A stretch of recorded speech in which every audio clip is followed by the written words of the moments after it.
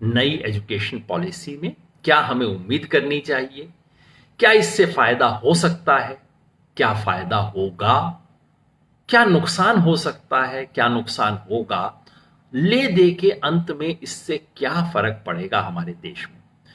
सबसे पहली बात है, शिक्षा नीति है क्या। ये मैं इसलिए कह रहा हूं कि बहुत लोग इसको गलत समझ जाते हैं। लोग समझते हैं कि जैसे आरटीई, राइट टू एजुकेशन करके एक कानून आया था, वैसे ही शिक्षा नीति भी कोई कानून है। शिक्षा नीति कोई कानून नहीं है। शिक्षा नीति एक विजन स्टेटमेंट है। देश की शिक्षा की कुल मिला के दिशा क्या होनी चाहिए, शिक्षा का उद्देश्य क्या होना चाहिए, शिक्षा किस दिशा में बढ़े, ये बताने वाला दस्तावेज है शिक्षा नीति। रोज रोज नहीं बनता है, रोज रोज लागू नहीं किया जाता है, 15-20 साल बाद बनता है। पहला शिक्षा नीति का दस्तावेज बना था 1968 में। उससे पहले प्रसिद्ध वैज्ञानिक डीएस कोठारी जी के नेतृत्व में एक कोठारी कमीशन बना था देश की शिक्षा के बारे में विचार करने के लिए, और उसके बाद उसकी निष्कर्षों पर आधारित राष्ट्रीय शिक्षा नीति सन 1968 में घोषित की गई थी। 1980s आते आते लगा कि नहीं, हालात बहुत बदल गए हैं, शिक्षा नीति बदलने की जरूरत है। तो 1986 में उस शिक्षा नीति को मॉडर्नाइज करते हुए एक नया स्टेटमेंट आया था। बहुत अच्छी, बहुत अपेक्षाकृत हल्की नीति थी, मुझे ऐसा महसूस हुआ, कई और लोगों को भी महसूस हुआ होगा। इसलिए 1992 में उसी को थोड़ा सा रिवाइज किया गया। तो वो सेकंड ही थी, सेकंड का रिवाइज्ड एडिशन था, आप समझ लीजिए। और उसके बाद अब 28 साल बाद 2020 में ये शिक्षा नीति आई है। इसकी शुरुआत स्मृति ईरानी जब 2014 में शिक्षा मंत्री बनी थी तब थी। उन्होंने एक कमेटी बनाई थी, पूर्व कैबिनेट सचिव टीआरएस सुब्रमण्यम जी के नेतृत्व में, काफी अच्छे लोग थे। उसने अपनी रिपोर्ट दे दी अगले साल तक, लेकिन किसी कारण से सरकार को पसंद ना आई। हो सकता है उस वक्त तक शिक्षा मंत्री बदल गए थे, प्रकाश जावड़ेकर शिक्षा मंत्री हो गए थे। खैर, उन्होंने एक नई समिति बनाई वैज्ञानिक कस्तूरी रंजन जी के नेतृत्व में। इस कमेटी ने अपनी रिपोर्ट दिसंबर 2018 यानी कि 2019 के चुनाव से पहले दे दी थी, लेकिन किसी कारण से सरकार उस वक्त इस पर चर्चा नहीं चाहती थी, इसलिए उसे रोक लिया गया। और पिछले साल 2019 में जून के महीने में इसे फॉर्मली ड्राफ्ट को रिलीज किया गया। इसके बारे में टिप्पणियां मांगी गई, इसे सब राज्य सरकारों को दिया गया, चर्चाएं हुई, जनरल पब्लिक से सजेशन मांगे। ये नीति कहती है कि जो कुछ सजेशन आए उसके ऊपर हमने विचार किया, यानी कि एक्सटेंसिव कंसल्टेशन हुआ है।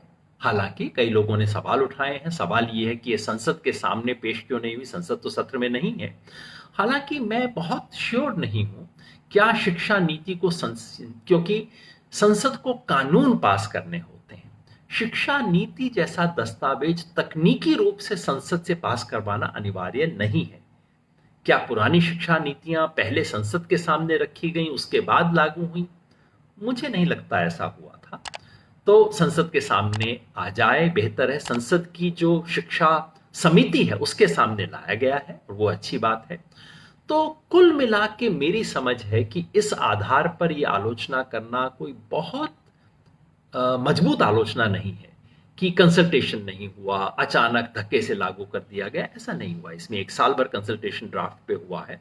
हम सब लोगों ने आलोचना की, हम सब लोगों ने लिखा, तमाम संगठनों ने आलोचना की, इसके बारे में चर्चा हुई है।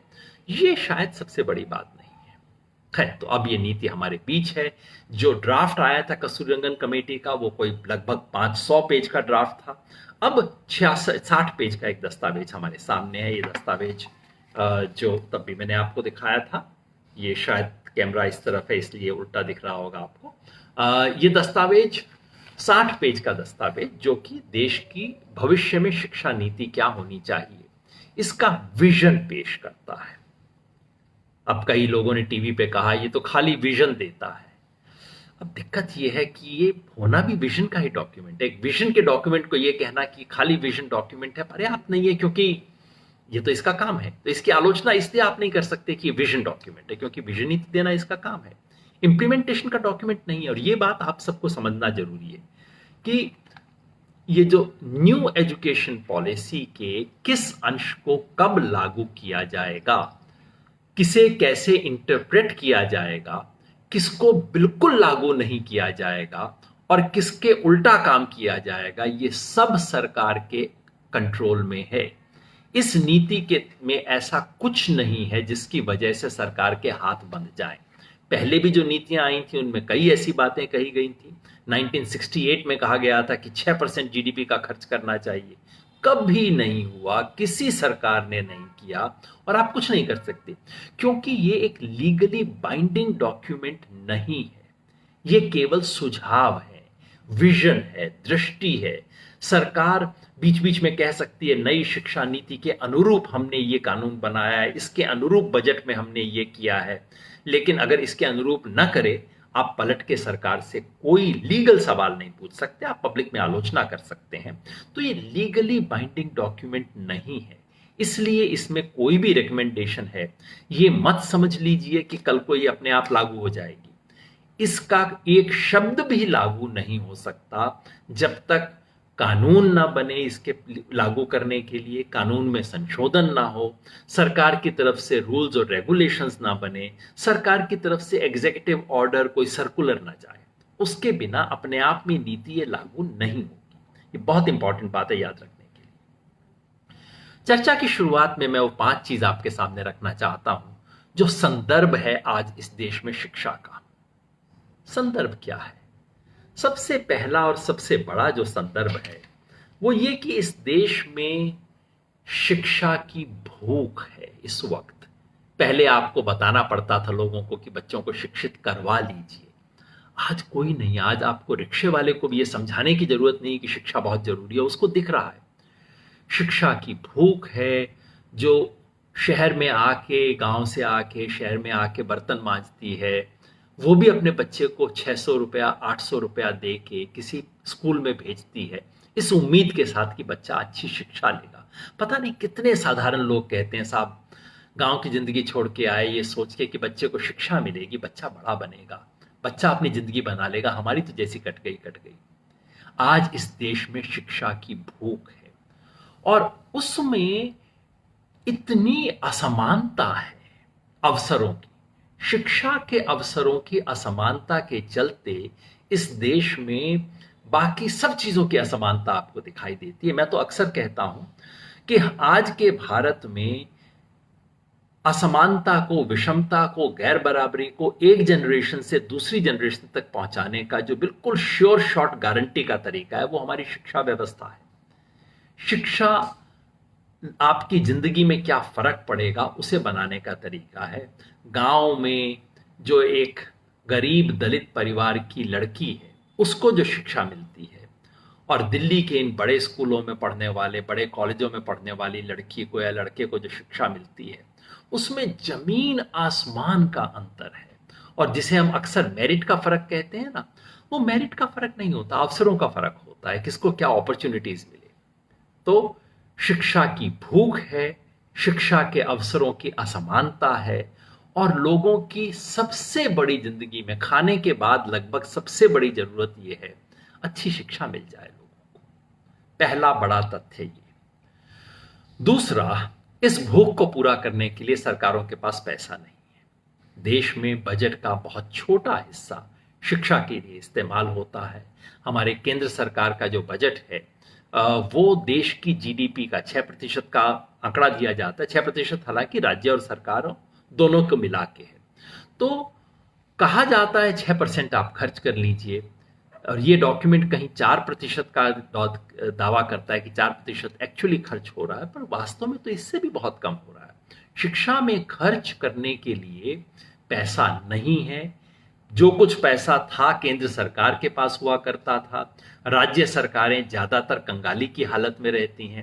राज्य सरकारें जिस पे सबसे पहले पैसा बचाना चाहती हैं वो है शिक्षा। तो दूसरा बड़ा तथ्य कि शिक्षा में पैसा नहीं है और अब कोरोना वायरस के बाद, लॉकडाउन के बाद अर्थव्यवस्था की जो स्थिति है उसमें शिक्षा पे जो खर्चा आज हो रहा है उसमें भी कटौती होने की गुंजाइश है बजाय कि बढ़ने की। यह दूसरा बड़ा तथ्य है। तीसरा बड़ा तथ्य है कि इस वक्त देश में सरकारी शिक्षा से भगदड़ मची है, लोग छोड़ छोड़ के भाग रहे हैं। जहां जहां गांव के स्कूल में, सरकारी स्कूल में अब वो बच्चा पढ़ता है जिसके पास और कोई रास्ता नहीं है और कोई साधन नहीं है, सिर्फ गरीब का बच्चा पढ़ता है इस वक्त सरकारी स्कूलों में, जिसके पास 4 पैसे हैं प्राइवेट स्कूल में बच्चे को भेजना चाहता है।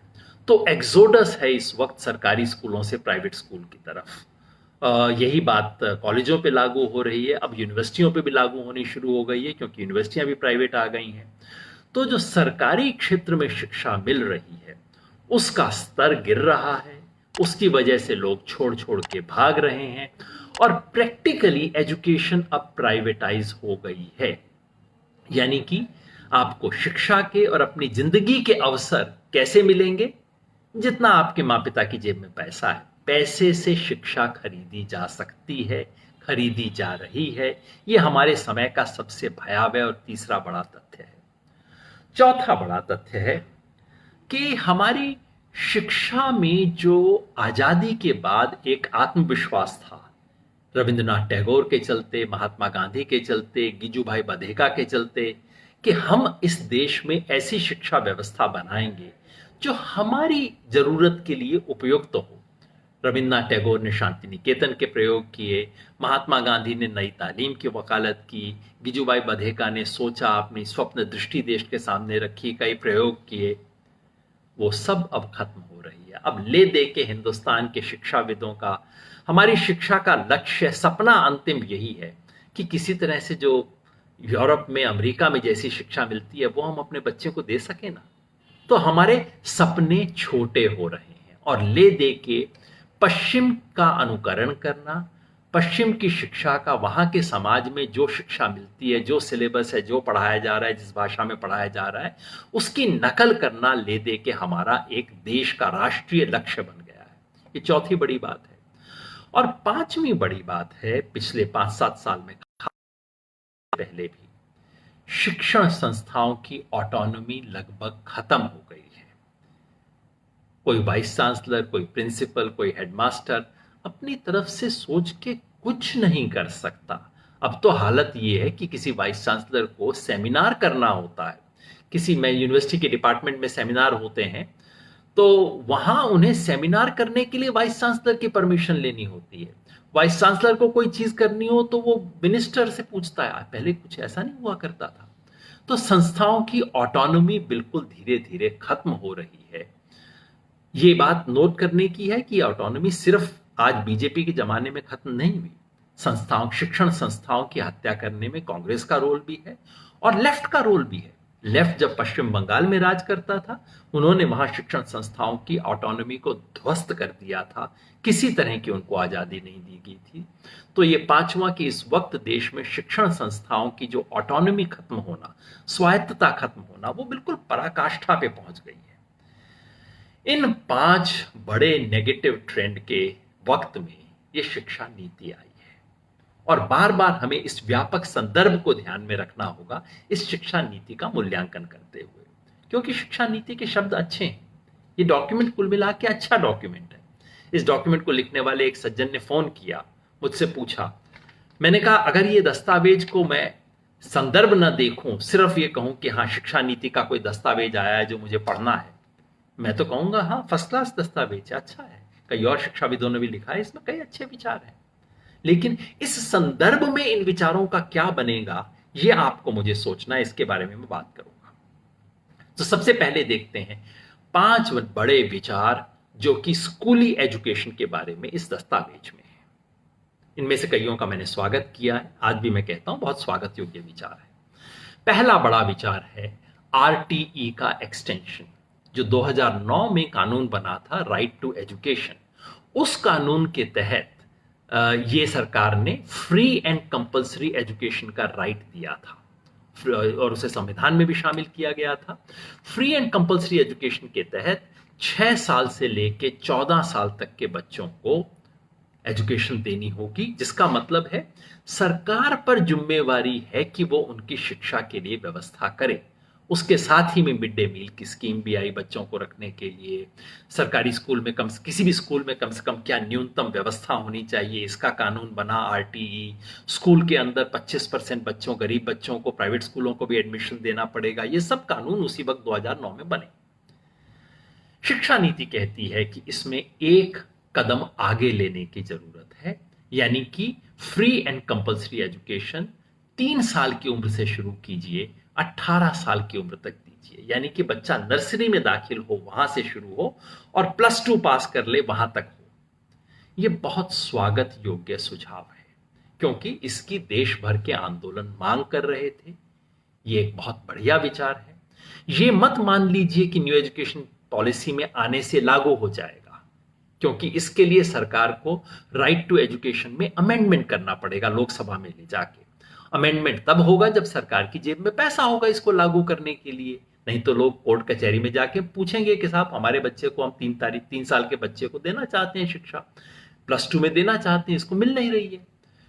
क्या इसके लिए तैयारी है? मुझे अभी नहीं लगता। मुझे लगता है राइट टू एजुकेशन के एक्सटेंशन के लिए संघर्ष अभी लंबा करना पड़ेगा। ये एक कदम है, ये कह के कि आप सरकार को शर्मिंदा कर सकते हैं, याद दिला सकते हैं, लेकिन अपने आप में अभी हुआ नहीं है। डर ये है कि इसमें परिवर्तन के साथ सरकार, एक अच्छी बात और कही गई है कि मिड डे मील के साथ ब्रेकफास्ट भी दिया जाएगा, जो बहुत अच्छी चीज है। डर जो है वो ये कि कहीं सरकार प्राइवेट स्कूलों में 25% ईडब्ल्यूएस को जो मिलता है कोटा, उसको डाइल्यूट करने की तो नहीं सोच रही। जो ड्राफ्ट आया था उसमें कुछ ऐसे इशारे थे कि शायद उसको डाइल्यूट किया जाए। अब सरकार ने चुप्पी बना ली, इसके बारे में कुछ कहा नहीं। कुछ कहा नहीं है तो मतलब मामला गड़बड़ है, कुछ इसमें डाइल्यूशन हो सकता है।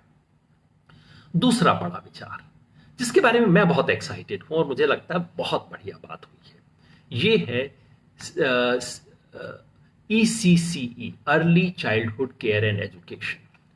ये शिक्षाविदों की इस इंसाइट पर आधारित है कि एक बच्चे का 85% मेंटल डेवलपमेंट 8-10 साल के होने के बाद नहीं होता। 8 साल की एज तक बच्चे का 85% ब्रेन डेवलप हो चुका होता है।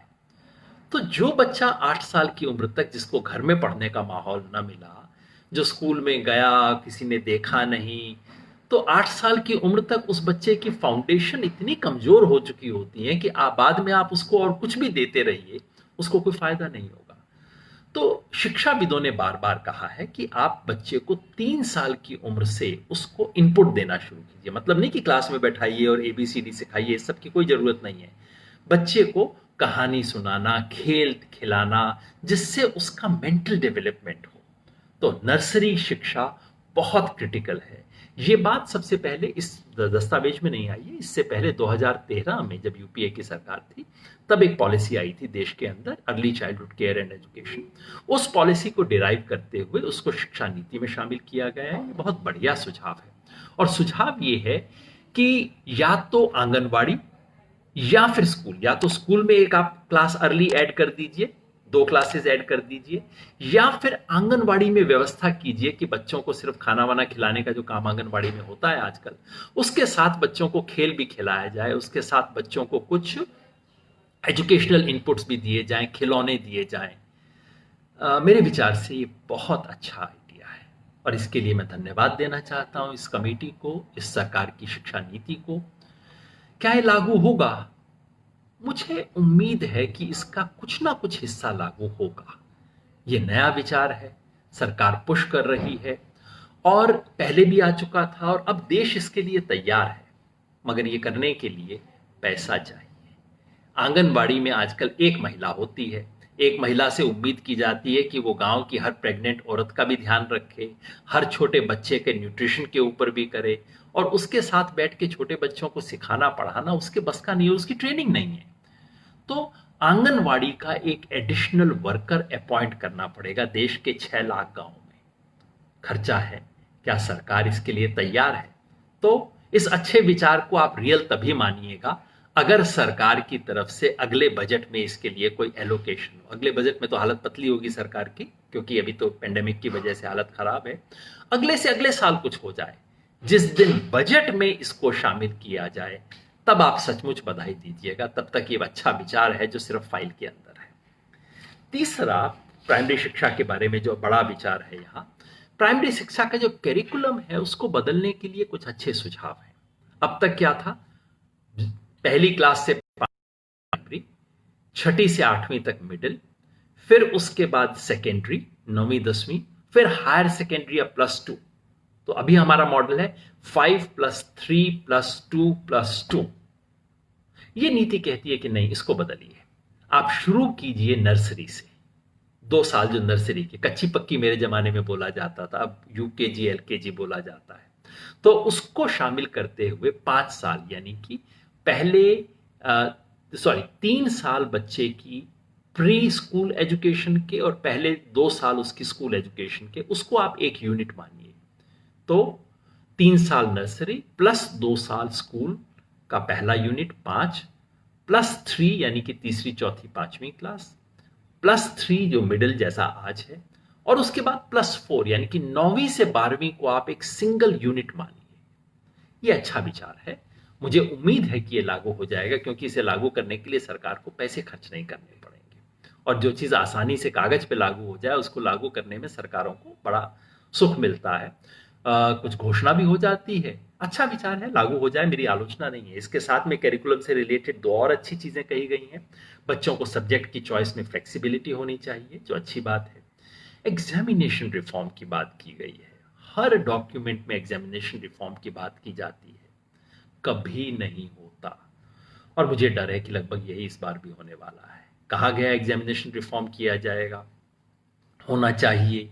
केवल एग्जामिनेशन के लिए क्यों हो, ये जो तमाम इंडस्ट्री निकल आई है, कोचिंग इंडस्ट्री को बंद होना चाहिए, हर शिक्षाविद ये बात कहता है। लेकिन सच बात बताऊं, इस कोचिंग इंडस्ट्री को बंद करने के लिए जो हिम्मत चाहिए वो ना इस सरकार में है, और मुझे तो किसी और सरकार में भी दिखाई नहीं देती। इसके लिए जो क्षमता, जो काम और राजनीतिक हिम्मत चाहिए स्वार्थ से भिड़ने के लिए, वो दिखाई नहीं देती। तो एग्जामिनेशन चेंजेस की बात होगी, मेरे ख्याल से होंगे नहीं। चौथा बड़ा आइडिया जो है टीचर्स के बारे में, कि पैरा टीचर्स की अपॉइंटमेंट बंद हो, यानी कि ये जो होता है ना गेस्ट टीचर, अध्यापक, ये जो अलग अलग नाम होते हैं, शिक्षक मित्र किसी राज्य में कहा जाता है। बेसिकली ये है कि टीचर को 5,000-7,000 रुपए तनख्वाह देके सरकारें रख लेती हैं कॉन्ट्रैक्ट पे, और जब चाहा उनका कान पकड़ के निकाल दिया, जब चाहा रख लिया। बार बार शिक्षा नीति ने कहा है ये मत कीजिए, इसे बदलिए। ये विचार जस्टिस JS वर्मा की एक कमेटी बनी थी, सुप्रीम कोर्ट ने बनवाई थी कमेटी, उसने भी ये विचार दिया था, और ये दस्तावेज उन सही अच्छे विचारों को दोहराता है। टीचर की रेगुलर अपॉइंटमेंट कीजिए, टीचर को दिहाड़ी के मजदूर की तरह नौकरी मत दीजिए, कायदे से रखिए। टीचर की क्वालिफिकेशन ठीक होनी चाहिए। जिस तरह की बीएड की शिक्षा का हमने मजाक इस देश में बना रखा है, जिसको चाहे एक डिग्री उठा लाता है, कहीं से कुछ सीखता नहीं है, उसकी बजाय कहते हैं 4 साल की बीएड होनी चाहिए, जिसमें आपको किसी एक विषय का ज्ञान भी हो और साथ में बीएड भी आप करें, या फिर आप 3 साल की बीए करने के बाद 2 साल की बीएड करें। और बीएड के ये जो दुकानें खुली हुई हैं देश भर में, इनको बंद किया जाए, बिल्कुल स्पष्ट शब्दों में नीति कहती है। तो नीति को मैं सलाम कहता हूं। साथ में एक बात बता दूं, ये होगा नहीं, क्योंकि फिर किसी सरकार की बीएड का कोर्स बदल जाएगा, शिक्षा उसको 3 से 4 साल कर दिया जाएगा, वो सब इंप्लीमेंट हो जाएगा। ये जो बीएड की दुकानें खुली हुई हैं ना देश भर में, आधी दुकानें तो नेता लोग चलाते हैं, आधी से भी ज्यादा चलाते होंगे। मुझे नहीं लगता किसी सरकार की हिम्मत होगी इन दुकानों को बंद करने की। जिस दिन जो सरकार करेगी उसको सलाम करूंगा, कहूंगा बहुत शानदार काम आपने किया है।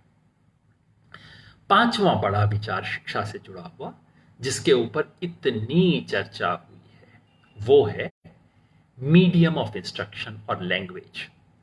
एक बहुत अच्छी बात इस शिक्षा नीति की जो है कि इसमें बार बार भाषा के प्रश्न पे चर्चा की गई है। भारतीय भाषाओं में पढ़ाने के महत्व को रेखांकित किया गया, अंडरलाइन किया गया है। हमारे पास इतनी बड़ी स्ट्रेंथ है, इतनी लैंग्वेजेस हमारे देश में, ये प्रॉब्लम नहीं है, ये रिसोर्स है। बार बार लोग कहते हैं प्रॉब्लम होगी साहब, प्रॉब्लम नहीं है, भाषा हमारा रिसोर्स है। और मल्टीपल लैंग्वेजेस को लर्न करना हमारे देश का ट्रेडिशन है, ये हम नेचुरली करते हैं। आप कर्नाटका में जाइए, इतने लोग हैं जो मराठी बोलेंगे, आप तेलंगाना में जाइए, इतने लोग हैं जो कि दक्षिणी उर्दू बोलेंगे, हिंदुस्तानी बोलेंगे, साथ में तेलुगु भी बोलेंगे। आप देश के तमाम इलाकों में जाइए, 2-2 भाषाएं तो बहुत लोग जानते रहे। हमारा देश एक बहुभाषीय देश है, और इस बहुभाषीय देश के चरित्र को बचाए रखने की बात ये शिक्षा नीति कहती है, जिसके लिए इसका स्वागत किया जाना चाहिए। एक विशेष चैप्टर है हमारी लैंग्वेजेस में, मैं इसका स्वागत करता हूं। ये याद रखिए कि ये बात नई नहीं है, पुरानी है। ये बात 3 बातें रिकमेंड करती है। पहला ये कि बच्चों को एक नहीं कई भाषाएं सिखानी चाहिए। नंबर 2, 3 लैंग्वेज फॉर्मूला, यानी कि अंग्रेजी, हिंदी और वहां की स्थानीय भाषा। अगर स्थानीय भाषा भी हिंदी हो तो फिर एक ऐसी भाषा जो कि इस देश के दूसरे इलाके की भाषा हो। यह मूल स्पिरिट थी 3 लैंग्वेज फॉर्मूला की। उसे लागू करने की हिम्मत कभी नहीं हुई है, और सबसे बड़ी उसके बारे में बेईमानी मैं कहूंगा ये हिंदी इलाके ने की है। क्योंकि आपने कर्नाटका वालों को तो बोल दिया कि तुम हिंदी पढ़ो क्योंकि वो राजभाषा है, लेकिन उत्तर प्रदेश में क्या हम तमिल पढ़ेंगे? हरियाणा वाले तेलुगु पढ़ेंगे? उसके अंदर कन्नी काट गए। और जब उत्तर भारत के लोगों ने इसके लिए साइड निकाल लिया, अबे हम तो संस्कृत पढ़ लेंगे, संस्कृत से काम चल जाएगा, तो 3 लैंग्वेज के फॉर्मूला की ऐसी तैसी हम हिंदी बोलने वालों उत्तर भारत के लोगों ने की है। इसके बाद हमारा कोई अधिकार नहीं बनता कि किसी दूसरे से कहें कि तुम हिंदी क्यों नहीं सीखते। हमने तो नहीं सीखी और कोई भाषा। तो 3 लैंग्वेज का फॉर्मूला इस देश में 60 के जमाने से चलता आ रहा है, कागज पे लागू कभी कायदे से नहीं हुआ है। आज भी दक्षिण भारत के कई राज्यों में हिंदी पढ़ाई जा रही है, लेकिन उत्तर भारत का एक राज्य में नहीं जानता जहां कोई भी दक्षिण भारत की भाषा गंभीरता से पढ़ाई जाती हो।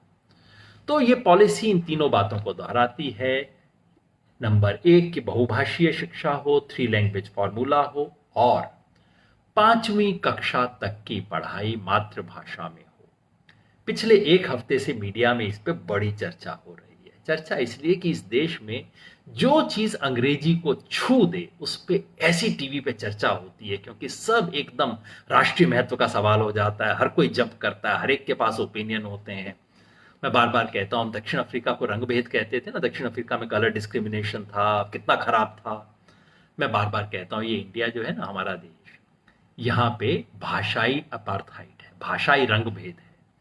जैसे वहां दक्षिण अफ्रीका में गोरे साहब राज किया करते थे, हमारे यहाँ अंग्रेजी बोलने वाले साहब राज करते हैं। आप उसमें शामिल हो जाइए, आप इस देश के राजा हैं। नहीं होइए, आप कुछ भी, आपकी जेब में पैसा भी हो, तब भी आप राजा नहीं है इस देश के अंदर, जब तक आप अंग्रेजी नहीं बोल सकते। तो चूंकि अंग्रेजी को छू दिया है, चर्चा हो रही है, लोग सारे इस बात को भूल गए कि इसमें कोई भी नई बात नहीं है। ये जो नीति है ये 1960 के डेकेड से चली आ रही है। स्टैंडर्ड रिपीटिशन हो रहा है, उसी भाषा में वही बात दोबारा कही गई। दूसरा, लोग भूल जाते हैं कि ये दुनिया भर के एजुकेशनिस्ट लोगों की रिकमेंडेशन है, ये कोई इंडिया की स्पेसिफिक पॉलिसी नहीं है। ये जो सारी चर्चा ऐसे हो रही है जैसे अचानक गवर्नमेंट ऑफ इंडिया की किसी पॉलिसी ने मदर लैंग्वेज के बारे में कुछ कह दिया है। भाई कैसे कह दिया है, तो बड़ी अजीब बात है, ऐसे कैसे हो सकता है, ये सब चर्चा चल रही है। मैं सबसे कहना चाहता हूं, मुझे आप दुनिया का एक एक्सपर्ट दिखा दीजिए जो कहता हो कि बच्चे को मदर टंग के अलावा किसी और लैंग्वेज में इनिशियल एजुकेशन देनी चाहिए। कोई समझदार एजुकेशनिस्ट नहीं कहता, कोई लिंग्विस्ट नहीं कहता, कोई साइकोलॉजिस्ट नहीं कहता। हर कोई कहते हैं कि हाँ, बच्चे को मदर लैंग्वेज में देनी चाहिए, मदर टंग में। मदर टंग का मतलब केवल वो नहीं कि जो माँ बोलती है। मदर टंग का मतलब आप और आपके इर्द गिर्द बच्चा स्वाभाविक रूप से स्कूल जाने से पहले जिस भाषा में दुनिया को समझता है, वो भाषा, वो जिस बच्चों के साथ खेलता है, खेलते वक्त क्या बोलता है, वो है उसकी भाषा। उस भाषा में शिक्षा मिलनी चाहिए, इसके बारे में कभी कोई दो राय नहीं रही है। तीसरी समस्या ये है कि हिंदुस्तानी, और खास तौर पे आप सब लोग जो बात सुन रहे हो, मैं एक अनुरोध करूंगा, एक एलिमेंट्री डिस्टिंक्शन हम क्यों नहीं समझ सकते? बिल्कुल बुनियादी बात है, 2 मिनट की बात है समझना। किसी भाषा को सीखना एक मामला है, उस भाषा के माध्यम से पूरी दुनिया को जानना दूसरा मामला है। Learning a language and medium of instruction, these are 2 entirely different questions.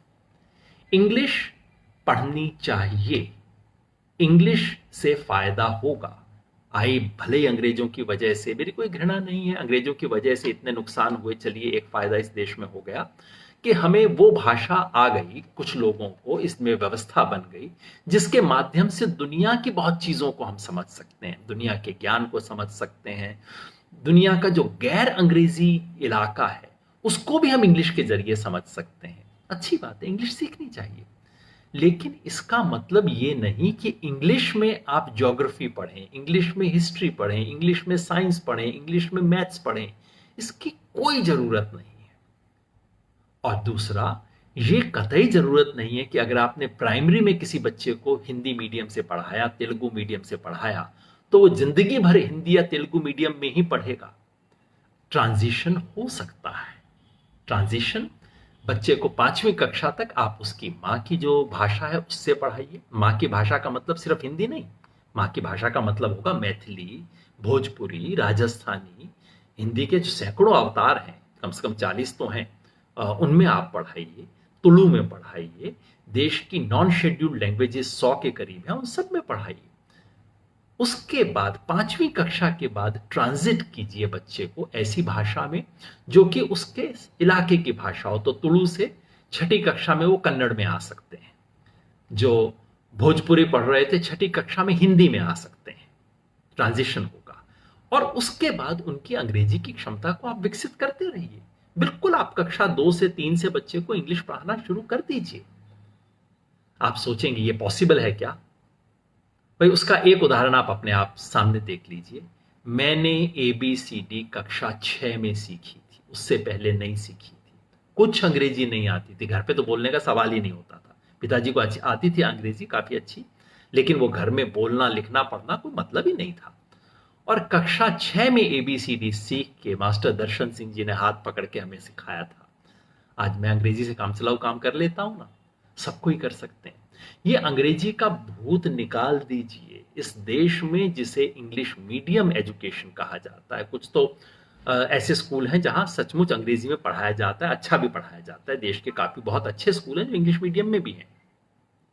लेकिन एक बात याद रखिए, खासतौर पे जो लोग शहर में हैं उन्हें हाथ जोड़ के मैं कहता हूं, आप याद रखिए कि इस देश के अधिकांश इंग्लिश मीडियम स्कूल ऐसे होते हैं जिसमें बच्चे को कोई अंग्रेजी नहीं आती, माँ बाप को अंग्रेजी नहीं आती। जाहिर कहाँ से आएगी गांव के माँ बाप को अंग्रेजी? और यही नहीं, टीचर को भी अंग्रेजी नहीं आती, और वो कहने को साहब इंग्लिश मीडियम स्कूल है। अब उसे क्यों कहा जाता है इंग्लिश मीडियम स्कूल? बस टीचर आते हैं और आने के बाद सीधा सीधा अंग्रेजी के अंदर बच्चों को रटवाना शुरू कर देते हैं, और उसको कहा जाता है कि इंग्लिश मीडियम एजुकेशन हो गई है। तो इसलिए हमें इस व्यवस्था से अलग देखने की जरूरत है। उससे उससे बच्चे को इंग्लिश तो आएगी नहीं, और कुछ भी नहीं आएगा। उसको ज्योग्राफी नहीं आएगी, हिस्ट्री नहीं आएगी। जिस बच्चे के टीचर को इंग्लिश नहीं आती, उसे इंग्लिश नहीं आती, वो कैसे सीखेगा? तो 5वां बड़ा विचार इसका है कि बच्चे को मातृभाषा में 5वीं कक्षा तक शिक्षा दी जाए। वास्तव में होगा? जिसे कहते हैं ना, लिख के देता हूं आपको, कतई नहीं होगा। इस देश में और किसी का राज आप हिला सकते हो, बीजेपी का राज हिला सकते हो, कांग्रेस का राज हिला सकते हो, अंग्रेजी का राज नहीं हिला सकते। बहुत कड़वी बात है, मगर सच ये है। कल परसों से आपने देख लिया होगा, खबरें आनी शुरू हो गई हैं। CBSE ने कह दिया है कि हाँ भाई, वो जो हमारे केंद्रीय विद्यालय इसके अंदर तो भाई सिर्फ ट्रांसफर वाले लोग आते हैं, इनको तो इंग्लिश पढ़ाना होगा। फिर आप देखेंगे कि CBSE सर्कुलर जारी करेगा कि हर विद्यालय अपनी परिस्थिति को देखते हुए ये फैसला कर सकता है, और फिर हर विद्यालय अपनी परिस्थिति को देख के फैसला करेगा कि नहीं नहीं, इंग्लिश मीडियम में ही हमें पढ़ाना है। और फिर उसके बाद वो स्कूल जहां ना माँ बाप को अंग्रेजी आती है, ना बच्चे को, ना टीचर को, वो भी फैसला करेगा कि हम अपनी परिस्थिति को देखते हुए फैसला कर रहे हैं कि अंग्रेजी में ही पढ़ाना है। अंग्रेजी का साम्राज्य जारी रहेगा, कोई फर्क पड़ने वाला नहीं। हिम्मत नहीं है इस सरकार की, किसी और सरकार की, या किसी पार्टी की इस देश में, कि वो इस सवाल पे सच बोल सके और गलत बात को रोक सके।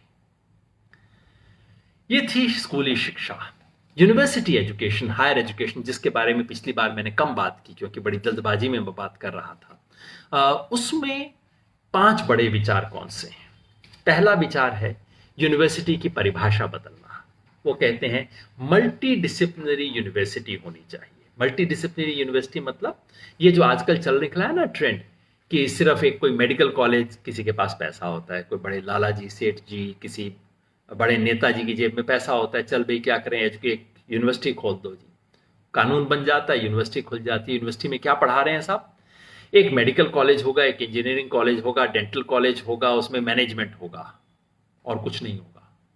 साइंस नहीं पढ़ाएंगे, सोशल साइंस नहीं पढ़ाएंगे, लिटरेचर नहीं पढ़ाएंगे, क्योंकि इसमें पैसा नहीं है। तो ये शिक्षा नीति कहती है कि नहीं, ये तो गलत बात है। यूनिवर्सिटी वो है जिसमें सब कुछ पढ़ाया जाए, बड़ी मल्टी डिसिप्लिनरी यूनिवर्सिटी बने, उसकी वकालत करती है। बहुत अच्छा विचार है। क्या यह वास्तव में लागू होगा? मुझे नहीं लगता, क्योंकि इसके लिए निहित स्वार्थ से मुकाबला करना होगा। और आज हमारी संसद में सैकड़ों सांसद हैं जो खुद ऐसी शिक्षण संस्थाओं के मालिक हैं। क्या वो छोड़ देंगे?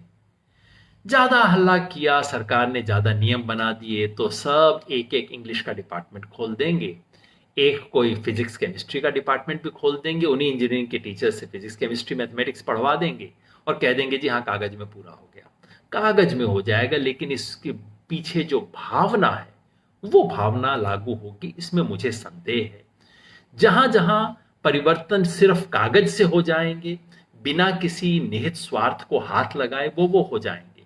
जहां जेब से पैसा लगेगा या हिम्मत लगेगी किसी स्वार्थ के सामने आने की, वो शायद नहीं हो पाएगा। दूसरा अच्छा विचार इसमें हायर एजुकेशन के करिकुलम के बदलाव के बारे में है। वो कहते हैं होलिस्टिक एजुकेशन होनी चाहिए।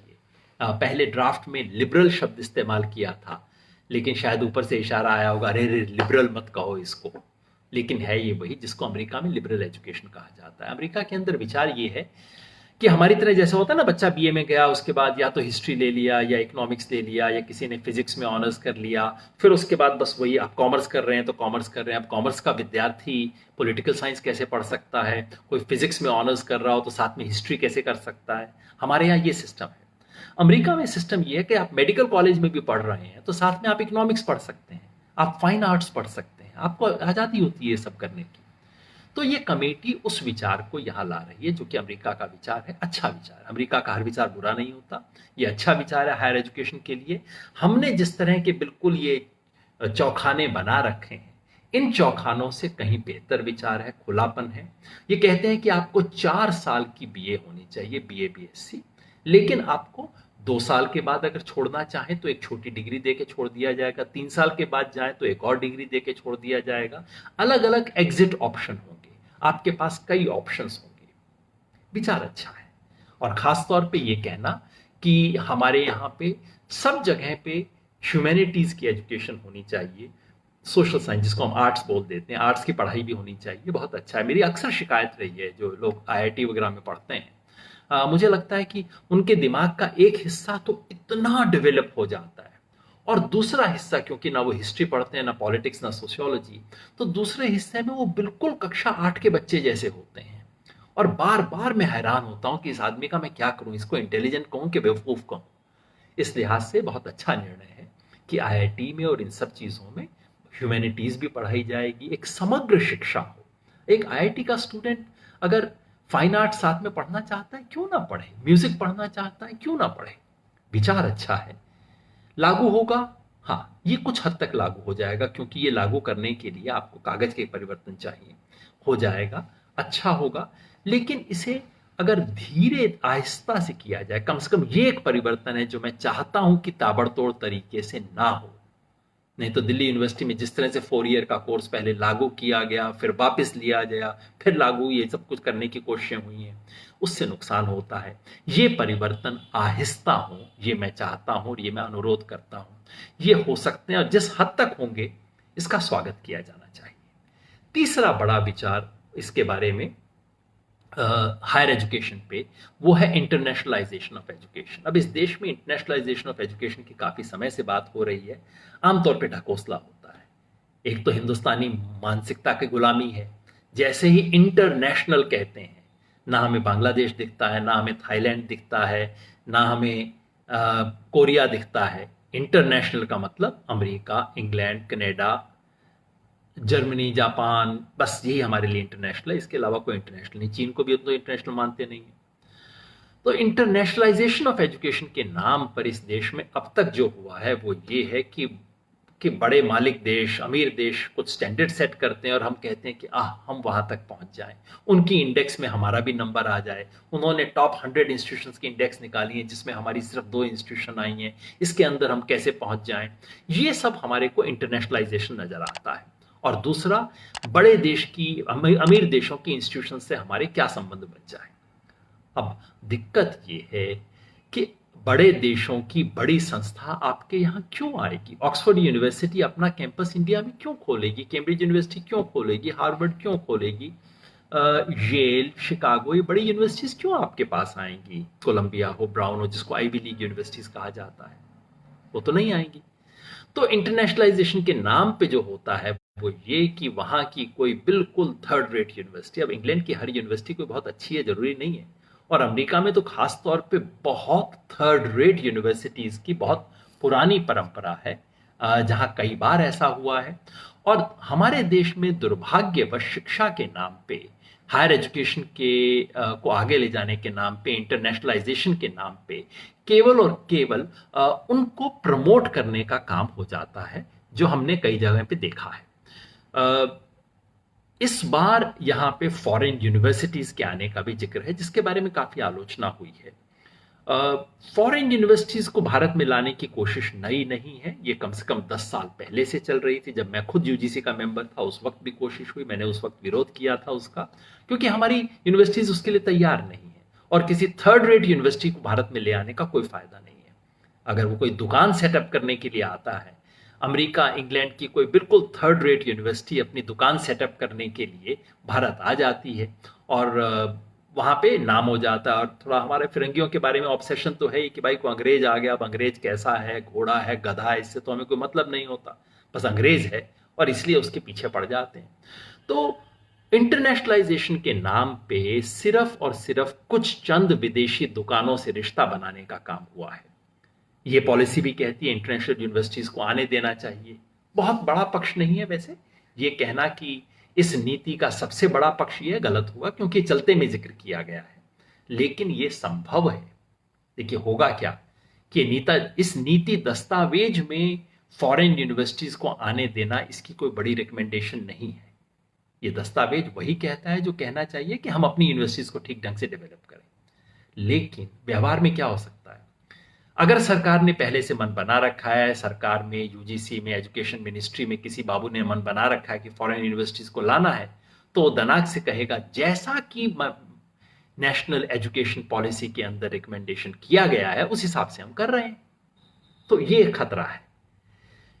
फॉरेन यूनिवर्सिटीज को लाने का खतरा ये नहीं है कि फॉरेन यूनिवर्सिटीज के आने से अचानक हमारे यहां कोई बदलाव आ जाएगा। जैसे मैंने कहा, ना तो कोई बहुत बड़ी यूनिवर्सिटीज आने वाली हैं अभी, बस सिर्फ ये है जैसा पाकिस्तान में हुआ है, जैसा बांग्लादेश में हुआ है कि फॉरेन यूनिवर्सिटीज आती हैं, अपना कैंपस सेटअप करती हैं और अमीरों के बच्चे फिर वहां जाना शुरू कर देते हैं। जैसे हमारे देश में अभी हुआ है, पब्लिक यूनिवर्सिटीज पे कम होके अब जो बड़े घरों के बच्चे हैं वो प्राइवेट यूनिवर्सिटीज के अंदर जाना शुरू कर रहे हैं और प्राइवेट यूनिवर्सिटीज की क्वालिटी भी इंप्रूव कर रही है। तो एक दुविधा भी हो जाती है कि क्वालिटी उसकी अच्छी है।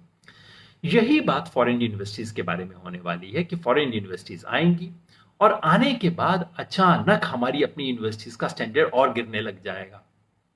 ये जो रिलायंस और बीएसएनएल के साथ खेल हुआ ना, जैसे ही ये प्राइवेट प्लेयर्स आए, बीएसएनएल का भट्ठा बैठ गया। इस बीएसएनएल तो वैसी ही थी, क्या हुआ? कहीं ना कहीं साठ गांठ हो जाती है। सरकारी व्यवस्था को गिराना, सार्वजनिक सिस्टम को गिराना, और उसके बाद प्राइवेट दुकान ऊपर चढ़ती है। कहीं ऐसा खेल तो नहीं होगा? ये आशंका है। ये आशंका सच हो सकती है, क्योंकि इस वक्त जो निजाम है, कई समय से जो प्रेशर है, और हिंदुस्तान के जो एलिट को चाहिए होता है, शिक्षा व्यवस्था में होता वही है जो हिंदुस्तान के एलिट को चाहिए होता है। और इस वक्त एलिट को इंटरनेशनल यूनिवर्सिटीज चाहिए कि बच्चे को डॉलर दे के अमेरिका क्यों भेजना पड़े, भाई रुपए में यहीं पे उसकी शिक्षा क्यों ना हो जाए, वो चाहता है। ये संभव है, ये खतरा रियल है। चौथा, रिसर्च फंडिंग के बारे में एक विचार आया, नेशनल रिसर्च फाउंडेशन, कि हमारे देश में रिसर्च के लिए फंडिंग बहुत कम दी जाती है, बहुत टॉप क्वालिटी रिसर्च के लिए। ये विचार अच्छा है, लेकिन एक मेरे मन में दुविधा है। दुविधा ये है कि रिसर्च करनी किस चीज पे है। हमारे यहाँ रिसर्च आमतौर पे सीधी नकल होती है वेस्टर्न यूनिवर्सिटीज के अंदर जो कुछ हो रहा है। अच्छा हो रहा है तो उसकी नकल करेंगे। 5 साल के लिए अगर अमेरिका की यूनिवर्सिटीज का सर चकरा गया है, जैसे सोशल साइंस में चकरा गया था, तो 5 साल के लिए हम भी चक्कर खाएंगे उनके साथ। क्या ऐसा कुछ कर सकते हैं कि हम अपनी रिसर्च फंडिंग को अपने देश की जरूरत से लिंक कर सकें? हमारी मेडिकल रिसर्च बजाय यूरोप की बीमारियों पर रिसर्च करने की बजाय हमारे देश में जो सचमुच बीमारियां हैं जिससे लाखों लोग मरते हैं, जिस देश में डायरिया और पेचिश से लोग मरते हैं, लाखों लोग मरते हैं, वहां मेडिकल रिसर्च यूरोप की बीमारियों पे क्यों होती है? क्या हम अपनी रिसर्च को अपने एजेंडा पे कर सकते हैं? अपने इंटेलेक्चुअल रिसोर्सेज को डेवलप कर सकते हैं? अगर कर सकते हैं तो बहुत अच्छा विचार होगा। अगर सिर्फ नकल करेंगे बहुत फायदा नहीं होगा। ये नेशनल रिसर्च फाउंडेशन का विचार है। और पांचवा जो विचार है, रेगुलेटरी सिस्टम बदलना। अब तक हमारे देश में हायर एजुकेशन को यूजीसी नामक संस्था गवर्न करती थी। मैं खुद भी उसका एक जमाने में मेंबर रहा था। वो संस्था वही कॉलेज यूनिवर्सिटी को रिकॉग्नाइज करने का भी काम करती है, वही उनको फंडिंग भी देती है, वही संस्था बताती है तुम क्या कोर्स पढ़ा सकते हो, क्या नहीं पढ़ा सकते, डिग्री लेने के लिए क्या रिक्वायरमेंट होगा। अब सरकार ये कह रही है, नई शिक्षा नीति कहती है कि इसको बदलना चाहिए। ये काम अलग अलग एजेंसीज को आप सौंप दीजिए। एक नेशनल हायर एजुकेशन काउंसिल बनेगी जो कि रेगुलेटरी बॉडी होगी। फंडिंग करने का काम एक दूसरी संस्था करेगी। स्टैंडर्ड सेटअप करने का काम एक तीसरी संस्था करेगी। 4 अलग अलग बोर्ड बनेंगे। ये अच्छा विचार है, नया विचार नहीं है। सन 2006 में शायद प्रोफेसर यशपाल के नेतृत्व में एक कमेटी बनी थी हायर एजुकेशन पे विचार करने के लिए। उस कमेटी ने सब सुझाव दिए थे, ये नए विचार नहीं है। लेकिन पिछली सरकारें हिम्मत नहीं कर पाई इसे लागू करने की। क्या इस बार लागू होगा? मेरा अनुमान है कि ये शायद लागू होगा। इसकी रिस्ट्रक्चरिंग की कई चीजें लागू होंगी, क्योंकि इसमें एक तो बहुत खर्चा नहीं है, दूसरा इसमें किसी निहित स्वार्थ से संघर्ष नहीं है। और जहां रास्ता आसान होगा, जहां जेब से खर्चा ना करना पड़े और रास्ते में रोड़े नहीं है, उस पर सरकार चल लेगी। इसके कुछ हिस्से लागू होंगे, उससे फायदा होगा। हालांकि एक खतरा है, वो ये कि फिर स्टैंडर्ड सेटिंग अथॉरिटी जो है वो केवल और केवल प्राइवेट इंस्टीट्यूशंस को देख के स्टैंडर्ड सेट करेगी, और सरकारी यूनिवर्सिटीज, सरकारी कॉलेजेस जो है और यूनिवर्सिटीज हैं वो बहुत पीछे रह जाएंगे। तो मैंने आपको स्कूल्स के बारे में बताया, यूनिवर्सिटीज के बारे में बताया। बस अब आपके सवालों पे आ ही रहा हूं, पर आने से पहले 5 जनरल बातों का जिक्र कर दूं जो कि इस दस्तावेज में है। पहला, फंडिंग।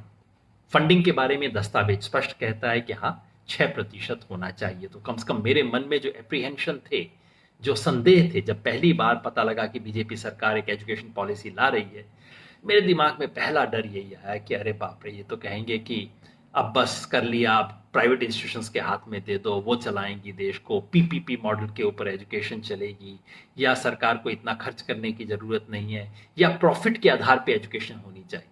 फॉर्चुनेटली ऐसी कोई बात इसने नहीं कही है। बहुत अच्छी बात कही है कि सरकार को अपने खर्चे का 20% और देश की जीडीपी का 6% कुल शिक्षा पे खर्च होना चाहिए। लागू होगा? मुझे नहीं लगता लागू होगा। सरकार के पास फिलहाल तो पैसा ही नहीं है।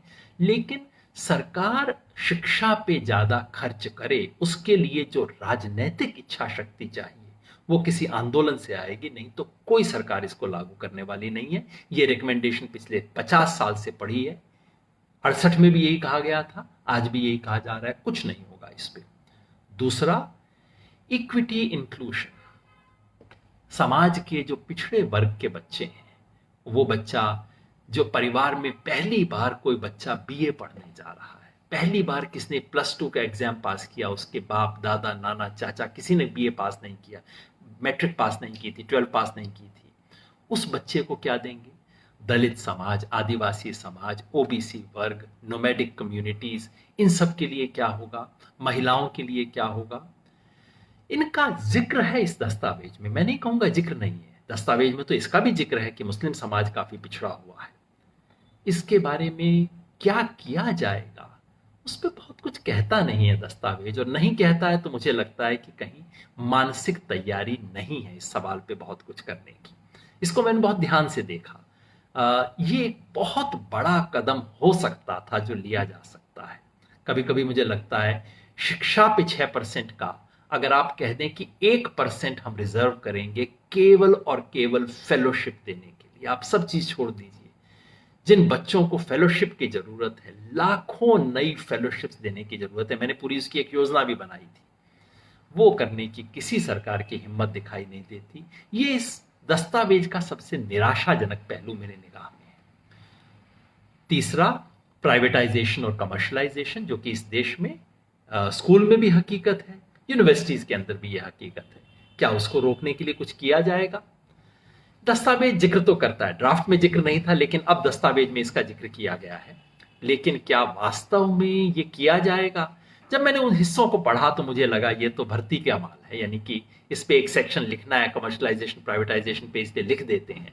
लेकिन उसको तोड़ने के लिए जिस तरह के कदम उठाने होंगे, आपको कानूनों का इस्तेमाल करना होगा, आपको बजटरी प्रोविजंस का इस्तेमाल करना होगा, नियम बनाने होंगे, नियमों को कड़ाई से लागू करना होगा, रेगुलेटर्स लाने होंगे, उसकी तैयारी, उसकी मानसिक तैयारी मुझे कतई दिखाई नहीं देती। चौथा सवाल एपेक्स गवर्नेंस का। इस रिपोर्ट में एक सुझाव है कि राष्ट्रीय शिक्षा आयोग हो, जिसमें देश भर के राज्यों के प्रतिनिधि हों, 30 एक्सपर्ट हों और देश का शिक्षा मंत्री उसका अध्यक्ष हो, जो कि पूरे देश की शिक्षा नीति को देखे। विचार अच्छा है। केब करके एक संस्था, central education board of central advisory board on education अभी भी है, उसकी बजाय ये संस्था लाने का विचार है। मेरा सुझाव था कि इससे अलग होना चाहिए। जिस तरह से जीएसटी काउंसिल बनी है ना, पूरे देश के हर राज्य का वित्त मंत्री उसमें बैठता है और फैसला केवल और केवल कंसेंसस से होता है। अगर वो कर दिया जाता तो बहुत बड़ा कदम होता, लेकिन वो करने के लिए आपको कंसेंसस पे रहना होगा, आपको दूसरों की राय सुननी होगी, और मुझे नहीं लगता है कि सरकार दूसरों की राय सुनने के मूड में है, या उस स्थिति में है, उस मन स्थिति में है सरकार, ये नहीं है। तो एक काउंसिल बन रही है एपेक्स गवर्नेंस के लिए, बन जाएगी, इसमें मुझे कोई संदेह नहीं, ये लागू हो जाएगा। लेकिन इसके लागू होने से बहुत फायदा होगा, इस पे मुझे संदेह है। पांचवा आखिरी सबसे बड़ा सवाल, इंप्लीमेंटेशन। जैसा कि मैं शुरू से कह रहा हूं, इस नीति से अपने आप में कुछ भी नहीं होगा, ना नेगेटिव ना पॉजिटिव। इस नीति के आधार पे जब कानून बनेगा, रूल्स रेगुलेशन बनेंगे, जब इसके आधार पे नोटिफिकेशन जारी होगा, सर्कुलर निकलेंगे, बजट में पैसा दिया जाएगा, तब इस नीति का कोई एक भी शब्द लागू होगा। वो कैसे होगा? नीति खुद इसके बारे में कहती है कि अगले 10 साल तक कैसे इसको लागू किया जाएगा, 2040 तक पूरे इसके उद्देश्य किए जाएंगे, धीमे धीमे लागू किया जाएगा, इत्यादि बातें सब सही कही हैं। लेकिन मैं आपको बताऊं, इस देश में शिक्षा नीति का वो हिस्सा लागू होता है जो उस वक्त की सरकार और उसके बाबू लोग चाहते हैं। नहीं तो शिक्षा में नीति में कुछ भी लिखा हो उसको लागू नहीं किया जाता, और जो चीजें शिक्षा नीति में कहीं नहीं लिखी होती वो लागू की जाती हैं।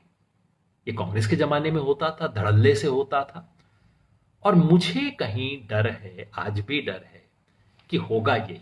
शिक्षा नीति रहेगी, अच्छा दस्तावेज है, सुंदर है, देखने में अच्छी बातें कहता है, इसको रखना ही चाहिए, लेकिन व्यवहार में इसके सिर्फ उन पक्षों को लागू किया जाएगा जिसमें सरकार की तात्कालिक रुचि होगी। मैंने बताया भी कि इन पक्षों को लागू करने की ज्यादा संभावना है, और ज्यादातर जो इसकी बड़ी और अच्छी रिकमेंडेशन है उन पर काम होगा, इसके बारे में मुझे संदेह है। हो सकता है आप मुझसे सहमत ना हो, आप कहें कि भाई सारा टाइम संदेह क्यों करते रहते हो। इसलिए मेरा सुझाव है कि जिन 10 चीजों की हमने चर्चा की, प्राइमरी एजुकेशन और हायर एजुकेशन में, स्कूल में और हायर एजुकेशन में, सब में मैंने बताया कि आप फला फला चीजों से जांच कर लीजिएगा, लागू करने के लिए ये करना पड़ेगा। आप देख लेना क्या आरटीई में अमेंडमेंट होता है, क्या मिड डे मील स्कीम के साथ ब्रेकफास्ट के लिए पैसा दिया जाता है, क्या ईसीई स्कीम को लागू करने के लिए आंगनबाड़ी में नए वर्कर की अपॉइंटमेंट के बजट के अंदर प्रावधान किया जाता है, क्या बीएड के दुकानों को बंद करने के लिए सरकार का सर्कुलर आता है, क्या सरकार कहती है कि हम पैरा टीचर सस्ते 5,000 10,000 रुपए वाले टीचर अपॉइंट करने कल से बंद करेंगे, क्या सरकार इन बड़े बड़े शिक्षा की दुकानों के खिलाफ खड़ी होने की हिम्मत दिखाती है, क्या सरकार अंग्रेजी के एक भी स्कूल को बंद करने की हिम्मत दिखा सकती है, अंग्रेजी मीडियम स्कूलों को भारतीय भाषा के मीडियम बनाने की हिम्मत दिखाएगी, क्या सरकार बनी हुई जो एक सिंगल डिसिप्लिन यूनिवर्सिटीज हैं उनको मल्टी डिसिप्लिनरी यूनिवर्सिटी बनाने का प्रयास करेगी, उसके बारे में कोई कदम उठाएगी? क्या सरकार हमारी रिसर्च फंडिंग को सचमुच इस देश की प्राथमिकताओं से जोड़ेगी? क्या सरकार सचमुच लिबरल एजुकेशन का करिकुलम बनाएगी? ये सब होंगे, आपको पता लग जाएगा। और खास तौर पे ये जो इक्विटी का डायमेंशन है, कमर्शलाइजेशन, प्राइवेटाइजेशन और एजुकेशन के अनइक्वल अपॉर्चुनिटीज, उसके बारे में सरकार क्या करेगी, आप इस पे निगाह रखिएगा। आप स्वयं जान जाएंगे कि इससे क्या होगा। मेरा निष्कर्ष जो इसके शीर्षक में था वो यही था, नीति से न डरने की कोई बात है, ना ही कोई बहुत उम्मीद बनाने की बात है। अच्छा दस्तावेज है, लेकिन दस्तावेज है। जैसा प्रताप भानु मेहता ने कल अपने लेख में कहा, टेक्स्ट अच्छी है, कॉन्टेक्स्ट से तय होगा। और वो कॉन्टेक्स्ट है जो मैंने शुरू में ही आपको बता दी कि इस देश में क्या कॉन्टेक्स्ट है। एक तरफ क्रिटिकल रीजनिंग की बातें हो रही हैं, दूसरी तरफ मंत्री और प्रधानमंत्री किस किस तरह की उलझुल बातें कर रहे हैं। एक तरफ ऑटोनॉमी की बात हो रही है, दूसरी तरफ जो न्यूनतम ऑटोनॉमी थी वो भी खत्म की जा रही है। एक तरफ शिक्षा के लिए नए साधनों की बात हो रही है, दूसरी तरफ जो साधन है वो भी लिए जा रहे हैं। ऐसे में कैसे लागू होगी, इस सवाल पर हमें निगाह बना के रखनी है, हमें इसके बारे में अपनी समझ बना के रखनी है। और जब तक शिक्षा एक राजनैतिक आंदोलन का मुद्दा न बनेगा, तब तक शिक्षा में बुनियादी बदलाव नहीं आएंगे। ये नीति अच्छी है, इस नीति को लागू करने के लिए एक अच्छी राजनीति की जरूरत है।